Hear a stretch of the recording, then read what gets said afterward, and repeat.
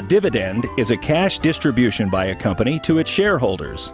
Let's look at Al's ice cream shop.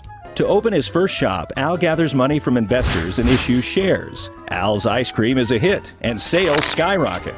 Al uses the company's profits to open up more and more shops. Soon Al reaches the point where his ice cream shops are competing with each other for sales. This is known as market saturation. Instead of opening more shops, Al decided to focus on keeping sales strong at his existing shops. Profits continue to roll in. Al now has the choice between investing his profits or simply paying them out to the shareholders. Al knows he can sell ice cream. He's not sure he can make a profit investing, so he decides to pay out some of his profits directly to the shareholders. He holds back some profits in case of an emergency and pays out all the cash he doesn't need to run his business. This cash is a dividend. It can be increased or decreased yearly according to how Al's business performs.